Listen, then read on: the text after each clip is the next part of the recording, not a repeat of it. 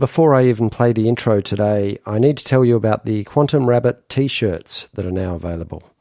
Go to the website quantumrabbit.net, or if you like rabbits more generally or possibly more intensely, and after all, this podcast is named after our pet rabbit, Sheila.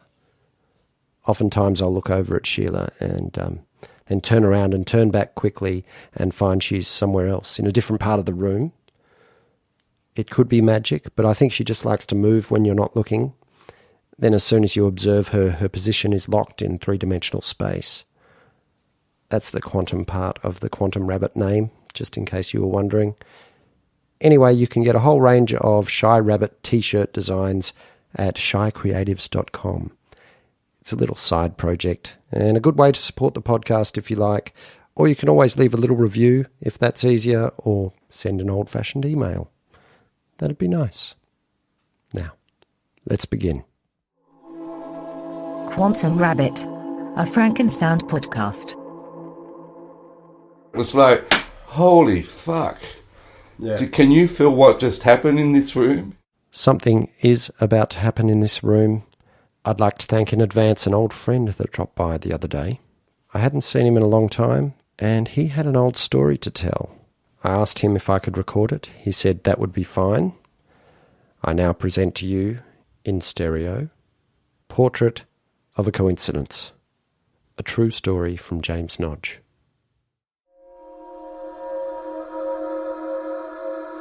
This happened a really long time ago, okay? It's always stuck in my mind.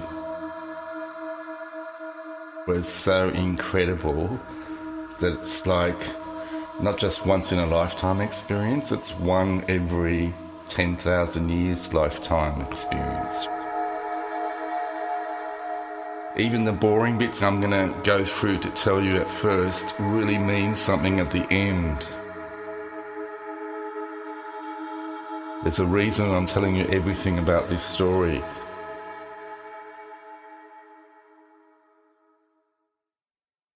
I was going from Australia to Europe, overland across Asia, and this is in the late 70s. And back then, no longer, but back then, you could catch a boat from Bombay to Goa. And actually, it was faster, and I think it was the only way you could get to Goa unless you went a real roundabout way by road. So lots of people took it, right? And all the Westerners, which were all hippies at that stage, were all basically deck class, right? I'm on the boat and it took 36 hours. So there was plenty of time to, chat and meet people. And back in the days, this was before mobiles, before credit cards, before emails, before internet. So as a normal thing, people would just talk to each other. It really helped in breaking down the whole barriers. And it'd be like, where are you going, what are you doing, etc. And this was actually vital information because back then I think there was only one guidebook that had just come out, Asia on a Shoestring or something, by the Tony Wheeler mob, who subsequently became Lonely Planet. But that was like their first travel book, and it was really basic. So you really had to talk to other people if you were going to find out what were the worthwhile places to go.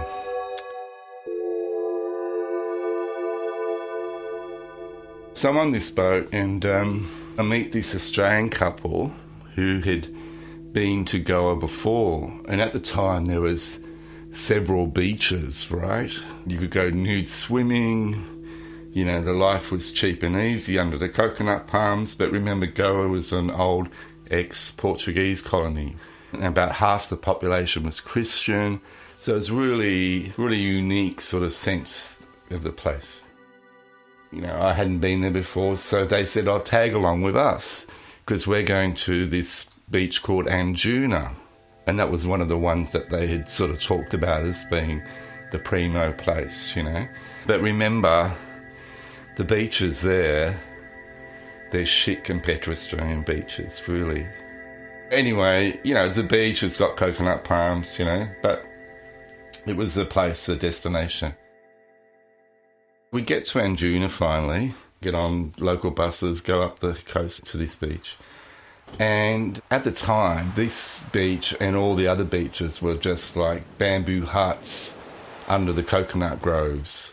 There wasn't high-rises at all anywhere, and there was definitely no resort or mass tourism, commercial airplanes, any of that stuff.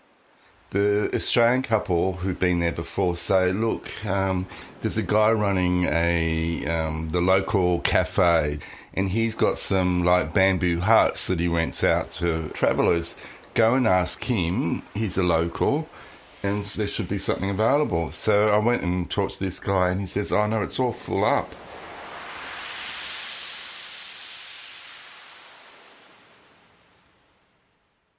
So I go back to the Australian couple and they say, oh, look, there's a guy sitting at the bar. He's got his back turned to us. He's also an Australian guy. Why don't you ask him if you can sort of share his bamboo hut, because he's got a really big one, right? And I said, oh, okay. So I go up there. When he turned around, you know, when you come across something that's shocking, you just, like, you hold your breath and you go, oh, fuck, you know? Yeah, I was really shocked.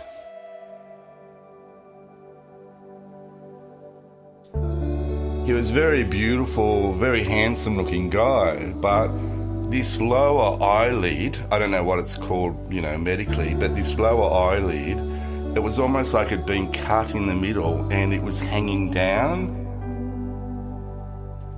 Say hello, introduced myself. I think from memory his name was Tony. And, you know, explained the situation, and he says, yeah, sure, no worries. That night, we're all ready to go to sleep. You know, floor, bamboo hut, all really basic stuff. And, you know, you sort of talk the shit as we do amongst Australians, you know. And it was like, you know, where you from? So he's from Caringbah and I'm from Cronulla. So they're like suburbs in the Sutherland Shire, and they're right next door to each other. So that's of itself no big deal, right?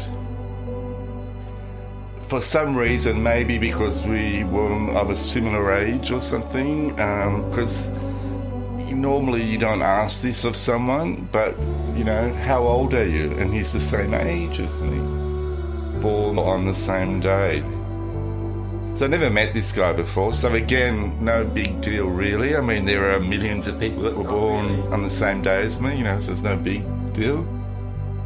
This led to the other question, and it's like one of those trick boxes that you have to open the outer layer and get the right answer for it to click and open so you can get to the next level.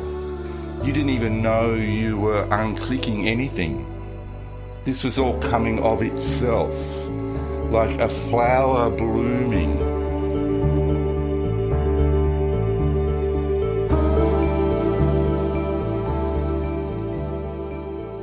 Then it was like, well, obviously, what's the next question? It was like, well, where? It turns out, like, I was born in this little private maternity hospital, no longer in existence, long since closed. There was about 12 beds. So I was born in 1956. He was born there as well on the same day of the 12-bed maternity hospital. On the same day? Yeah. His mum would have most probably been, if not next to each other, in, you know, separate beds, at least in the same ward. And for sure, him and me, Tony and me, would have been in the same crib room, both on the first day of our lives. So to meet someone who you basically haven't had anything to do with since you were born, literally, on the other side of the world, and not even know until you coincidentally, what would have happened if there was not that Australian couple on the boat? What would have happened if the Indian cafe guide had a hut? What would have happened if Tony hadn't just then in all of this been sitting at the bar with his back turned to us? life experiences 24, 5 years later or whatever it was, had independently made our tracks to this particular room.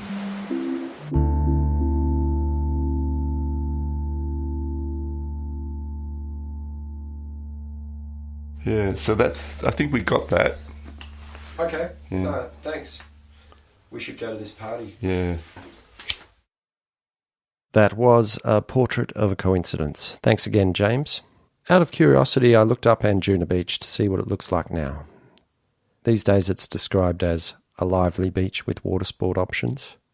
And the beach itself still looks kind of similar to what James described. There's bamboo shacks and coconut palms. The hippies and their music have given way for electronic dance music in that scene. And I think there's probably some more development and resort-style accommodation just off the main beach now, but most of the images were what you'd expect to see. However, one picture did catch my eye. Judging by the long shadows, it's a sunny morning. On the left-hand side of the frame, there's a sandy shoreline that curves off into the distance. It's not a bad-looking beach. Even by Australian standards, to be fair.